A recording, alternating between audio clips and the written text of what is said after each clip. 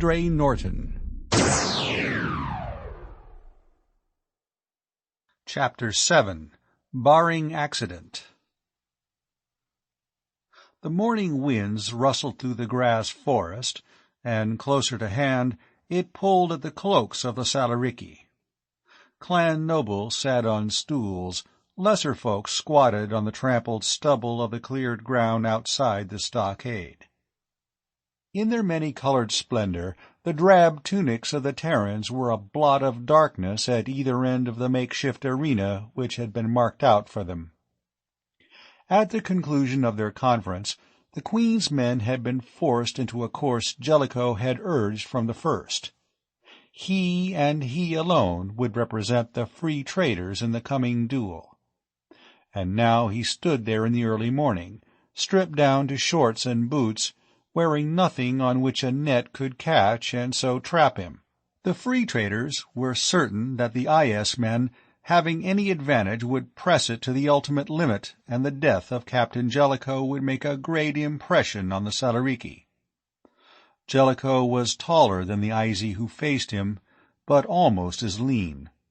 Hard muscles moved under his skin, pale where the space tan had not burned in the years of his star voyaging. And his every movement was with the liquid grace of a man who, in his time, had been a master of the force blade. Now he gripped in his left hand the claw-knife given him by Groft himself, and in the other he looped the throwing rope of the net. At the other end of the field, the IZ man was industriously moving his boot soles back and forth across the ground, intent upon coating them with as much of the gritty sand as would adhere. And he displayed the supreme confidence in himself which he had shown at the moment of challenge in the great hall. None of the free-trading party made the mistake of trying to give Jellicoe advice. The captain had not risen to his command without learning his duties, and the duties of a free trader covered a wide range of knowledge and practice. One had to be equally expert with a blaster and a slingshot when the occasion demanded. Though Jellicoe had not fought a Salarichi duel with net and knife before, he had a deep memory of other weapons, other tactics which could be drawn upon and adapted to his present need. There was none of the casual atmosphere which had surrounded the affair between the Salarichi clansmen in the hall. Here was ceremony. The storm priests invoked their own particular grim providence, and there was an oath taken over the weapons of battle. When the actual engagement began, the betting among the spectators had reached, Dane decided, epic proportions.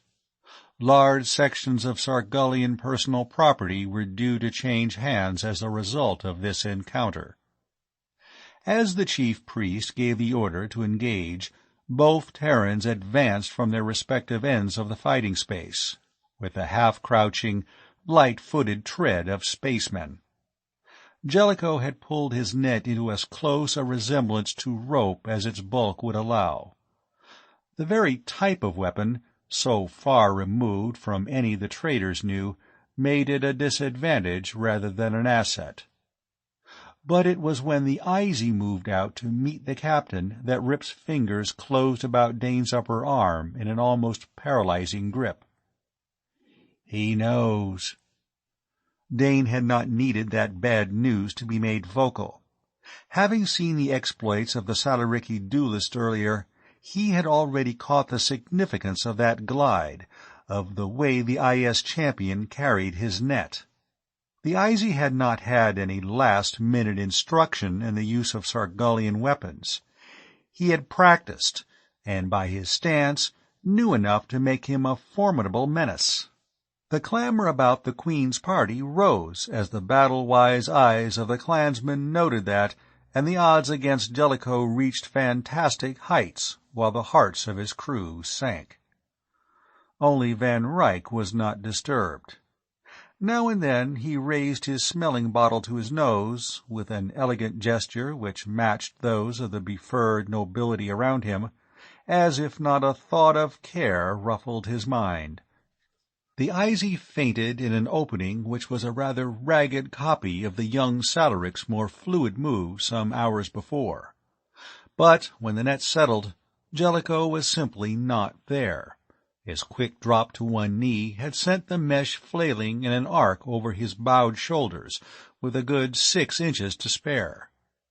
And a cry of approval came not only from his comrades, but from those natives who had been gamblers enough to venture their wagers on his performance.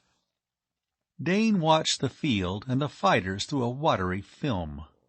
The discomfort he had experienced since downing that mouthful of the cup of friendship had tightened into a fist of pain clutching his middle in a torturing grip. But he knew he must stick it out until Jellicoe's ordeal was over. Someone stumbled against him, and he glanced up to see Ollie's face, a horrible gray-green under the tan, close to his own. For a moment the engineer apprentice caught at his arm for support, and then, with a visible effort, straightened up. So he wasn't the only one. He looked for Rip and Weeks, and saw that they, too, were ill. But for a moment all that mattered was the stretch of trampled earth and the two men facing each other. The Izzy made another cast, and this time, although Jellicoe was not caught, the slap of the mesh raised a red welt on his forearm. So far the captain had been content to play the defensive role of retreat, studying his enemy, planning ahead. The Izzy plainly thought the game was his, that he had only to wait for a favorable moment and cinch the victory. Dane began to think it had gone on for weary hours, and he was dimly aware that the Salariki were also restless. One or two shouted angrily at Jellicoe in their own tongue. The end came suddenly. Jellicoe lost his footing, stumbled, and went down, but before his men could move, the Izzy champion bounded forward, his net whirling out. Only he never reached the captain. In the very act of falling, Jellicoe had pulled his legs under him so that he was not supine but crouched, and his net swept at the ground level, clipping the IS man about the shins, entangling his feet so that he went crashing heavily to the sod and lay still. The whip! That Lalok's whip trick! Wilcox's voice rose triumphantly above the babble of the crowd. Using his net as if it had been a thong, Jellicoe had brought down the Izzy with a move the other had not foreseen. Breathing hard, sweat running down his shoulders and making tracks through the powdery red dust which streaked him, Jellicoe got to his feet and walked over to the IS champion, who had not moved or made a sound since his fall. The captain went down on one knee to examine him. "Kill! Kill!" That was the Salariki, all their instinctive savagery aroused. But Jellicoe spoke to Groft. "By our customs we do not kill the conquered. Let his friends bear him hence." He took the claw knife the Izzy still clutched in his hand and thrust it into his own belt. Then he faced the IS party and Callie. "Take your man and get out." The rein he had kept on his temper these past days was growing very thin. "You've made your last play here." Callie's thick lips drew back in something close to a Salaric snarl. But neither he nor his men made any reply. They bundled up their unconscious fighter and disappeared. Of their own return to the sanctuary of the Queen, Dane had only the dimmest of memories afterwards. He had made the privacy of the forest road before he yielded to the demands of his outraged interior, and after that he had stumbled along with Van Ryck's hand under his arm, knowing from other miserable sounds that he was not alone in his torment. It was some time later, months, he thought, when he first roused, that he found himself lying in his bunk, feeling very weak and empty, as if a large section of his middle had been removed, but also at peace with his world. As he levered himself up, The cabin had a nasty tendency to move slowly to the right, as if he were a pivot on which it swung, and he had all the sensations of being in free fall, though the Queen was still firmly planeted. But that was only a minor discomfort compared to the disturbance he remembered. Fed the semi-liquid diet prescribed by Tao and served up by Mura to him and his fellow sufferers, he speedily got back his strength. But it had been a close call. He did not need Tao's explanation to underline that. Weeks had suffered the least of the four, he the most, though none of them had had an easy time, and they had been out of circulation 3 days. "The IZ blasted last night," Rip informed him as they lounged in the sun on the ramp, sharing the blessed lazy hours of invalidism. But somehow that news gave Dane no lift of spirit. "I didn't think they'd give up." Rip shrugged. "They may be off to make a dust-off before the board. Only thanks to Van and the old man, we're covered all along the line. There's nothing they can use against us to break our contract. And now we're in so solid they can't cut us out with the Salaricky. Groft asked the captain to teach him that trick with the net. I didn't know the old man knew Laylock's whip-fighting. It's about one of the nastiest ways to get cut to pieces in this universe." "How's trade going?" Rip's sunniness clouded. "Supplies have given out. Weeks had an idea, but it won't bring in Koros. That red wood he's so mad about, he's persuaded Van to stow some in the cargo hold since we have enough Koro stones to cover the voyage. Luckily, the clansmen will take ordinary trade goods in exchange for that, and Weeks thinks it will sell on Terra. It's tough enough to turn a steel knife blade, and yet it's light and easy to handle when it's cured. Queer stuff, and the color's interesting. That stockade of it planted around Groff's town has been up to close to 100 years, and not a sign of rot in a log of it." "Where's Van?" "The Storm Priest sent for him. Some kind of gabble-fest on the star level, I gather. Otherwise, we're almost ready to blast. And we know what kind of cargo to bring next time." They certainly did, Dane agreed. But he was not to idle away his morning. An hour later a caravan came out of the forest, a line of complaining, burdened Orgles, their tiny heads hanging low as they moaned their woes, the hard life which sent them on their sluggish way with piles of red logs lashed to their broad-toads' backs. Weeks was in charge of the procession, and Dane went to work with the cargo plan Van had left, seeing that the brilliant scarlet lengths were hoisted into the lower cargo hatch and stacked according to the science of stowage. He discovered that Rip had been right. The wood, for all its incredible hardness, was light of weight. Weak as he still was, he could lift and stow a full-sized log with no great difficulty. And he thought Weeks was correct in thinking that it would sell on their home world. The color was novel, the durability an asset. It would not make fortunes as the Koro stones might, but every bit of profit helped, and this cargo might cover their fielding fees on Terra. Sinbad was in the cargo space when the first of the logs came in. With his usual curiosity, the striped tomcat prowled along the wood, sniffing industriously.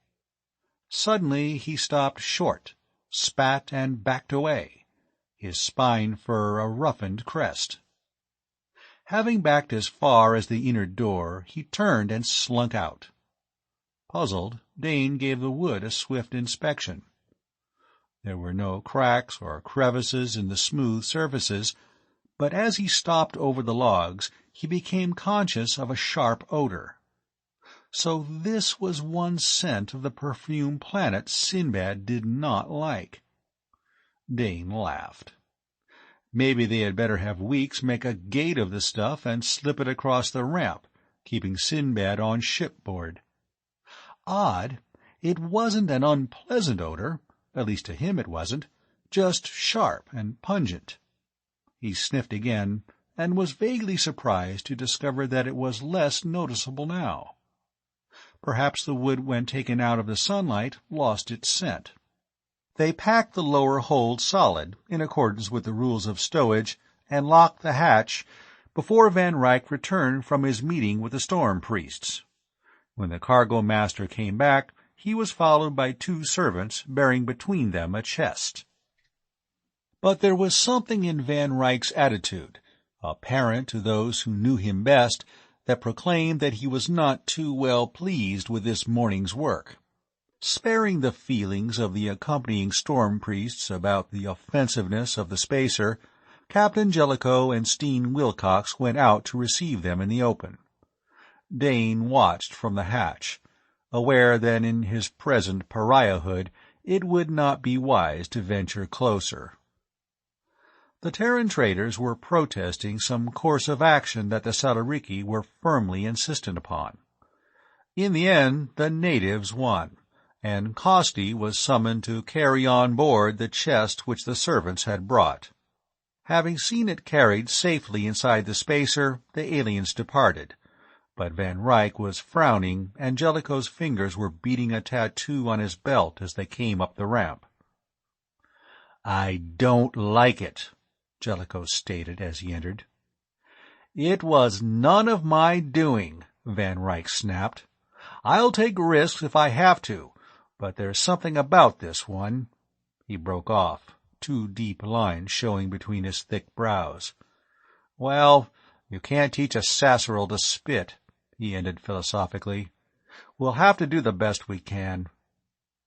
But Jellicoe did not look at all happy as he climbed to the control section, and before the hour was out, the reason for the captain's uneasiness was common property throughout the ship.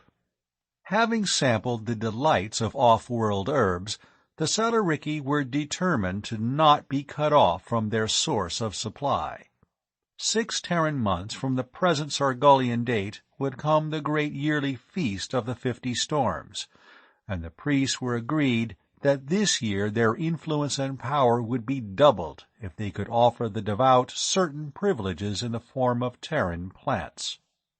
Consequently, they had produced and forced upon the reluctant Van Ryck the Koros collection of their order, with instructions that it be sold on Terra and the price returned to them in the precious seeds and plants. In vain the cargo-master and captain had pointed out that galactic trade was a chancy thing at best, that accident might prevent return of the Queen to Sargal. But the priests had remained adamant, and saw in all such arguments only a devious attempt to raise prices. They quoted in their return the information they had levered out of the company men, that traders had their code, and that once pay had been given in advance, the contract must be fulfilled. They, and they alone, wanted the full cargo of the Queen on their next voyage, and they were taking the one way they were sure of achieving that result. So a fortune in Koro stones, which as yet did not rightfully belong to the traders, was now in the Queen's strong-room, and her crew were pledged by the strongest possible tie known in their service to set down on Sargal once more before the allotted time had passed. The free traders did not like it. There was even a vaguely superstitious feeling that such a bargain would inevitably draw ill luck to them. But they were left with no choice if they wanted to retain their influence with the Salarichi. "Cutting orbit pretty fine, aren't we?" Allie asked Rip across the mess table. "I saw your 2-star man sweating it out before he came down to shoot the breeze with us rocket monkeys." Rip nodded. "Steen's double-checked every computation, and some he's done 4 times. He ran his hands over his close-cropped head with a weary gesture. As a semi-invalid, he had been herded down with his fellows to swallow the builder Mura had concocted, and Tau insisted that they take, but he had been doing a half a night's work on the plotter under his chief's exacting eye before he came. "The latest news is that, barring accident, we can make it with about 3 weeks' grace, give or take a day or two." Barring accident. The words rang in the air. Here on the frontiers of the star lanes there were so many accidents, so many delays which could put a ship behind schedule. Only on the main star trails did the huge liners, or company ships, attempt to keep on regularly timed trips. A free trader did not really dare to have an inelastic contract. "What does Stott say?" Dane asked Allie. "He says we can deliver. We don't have the headache about setting a course. You point the nose, and we only have to give her the boost to send her along." Rip sighed. "Yes, point her nose." He inspected his nails. "Goodbye," he added gravely. "These won't be here by the time we plant it here again. I'll have my fingers gnawed off to the first knuckle. Well, we lift at 6 hours. Pleasant strap down." He drank the last of the stuff in his mug, made a face at the flavor, and got to his feet, due back at his post in control. Dane, free of duty until the ship earthed, drifted back to his own cabin, sure of part of a night's undisturbed rest before they blasted off. Sinbad was curled on his bunk. For some reason, the cat had not been prowling the ship before take-off as he usually did. First he had sat on Van's desk, and now he was here, almost as if he wanted human company. Dane picked him up, and Sinbad rumbled a purr, arching his head so that it rubbed against the young man's chin in an extremely uncharacteristic show of affection. Smoothing the fur along the cat's jawline, Dane carried him back to the cargo-master's cabin. With some hesitation he knocked at the panel, and did not step in until he had Van Ryck's muffled invitation. The cargo-master was stretched on the bunk, 2 of the take-off straps already fastened across his bulk, as if he intended to sleep through the blast-off. "Sinbad, sir. Shall I stow him?" Van Ryck grunted an assent, and Dane dropped the cat in the small hammock which was his particular station, fastening the safety cords. For once Sinbad made no protest, but rolled into a ball and was promptly fast asleep. For a moment or two Dane thought about his unnatural behavior, and wondered if he should call it to the cargo-master's attention. Perhaps on Sargol Sinbad had had his equivalent of a friendship cup, and needed a check-up by Tau. Stowage correct? The question, coming from Van Ryck, was also unusual. The seal would not have been put across the hold lock had its contents not been checked and rechecked. "Yes, sir," Dane replied woodenly, knowing he was still in the outer darkness. "There was just the wood. We stowed it according to chart." Van Ryck grunted once more. "Feeling top layer again?" "Yes, sir. Any orders, sir?" "No. Blast-off's at 6. "Yes, sir." Dane left the cabin, closing the panel carefully behind him.